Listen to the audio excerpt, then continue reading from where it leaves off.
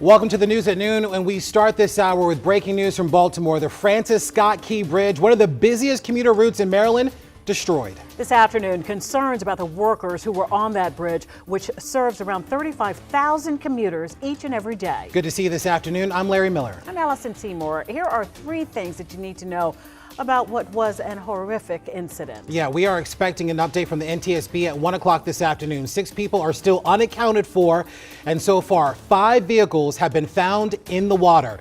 We have crews covering every angle of this disaster. Let's start with Jacqueline Quinn now, who's at the northeast end of the bridge in Dundalk, Maryland, with the latest on what we know about this collapse. Jacqueline. Yeah, the latest right now. This is still a search and rescue mission. But look, take a look behind me because this is a startling sight. This is a very tall bridge typically, but it's just simply not there at this time. And the latest update from the governor here, Wes Moore, about 2 hours ago is that every resource is being devoted to finding survivors in this collapse right now. Now, this happened around 1:30 this morning. There were 8 people working on the bridge that we've learned about. Some of them were found. One was taken to the hospital in serious condition, while another person somehow refused treatment and walked away, leaving just the 6 people now unaccounted for. Now, that number does not include anyone who may have been on this bridge driving or going over it. I asked if there was a Mayday call to the governor, and he said that the ship was able to send out a distress call, to which he said officials were able to respond and slow down the flow of traffic.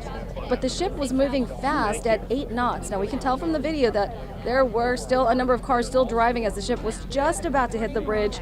We just learned from the Baltimore City Fire Chief, though, that he says there are 5 vehicles, including 3 passenger cars marked by infrared and sonar technology. But let's listen in on what the governor had said about the work to find people trapped.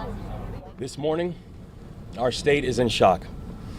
And I want to take this moment to speak directly to the people of our state. To our first responders, I'm in awe of you. I'm in awe of your courage. I'm in awe of your strength. I'm in awe of everything you do for each and every one of us. You saw a crisis and you said, what can I do to help? And our response teams are doing everything in our power to rescue and recover the victims of this collapse, literally as we speak. Now, preliminary information from the governor and transportation secretary in the state here is that this was an accident, nothing to do or nothing to indicate that this was tied to an act of terrorism. Again, the governor says that the focus right now is on survivors, but he did talk about rebuilding this. He says he wants to do it in a way that will honor everyone that's impacted, and he has been in touch with the transportation secretary of the United States, and there's going to be another briefing here with NTSB at 1 p.m. to discuss some of the findings. We will be around and update you. For now, in Dundalk, I'm Jacqueline Quinn for WSA 9. All right, we're still very much in the early part of this investigation, but as we have heard from officials there, while there is so much to sift through, the focus right now is on trying to find those that are still missing at this hour. Right, just holding out any sort of hope. Absolutely.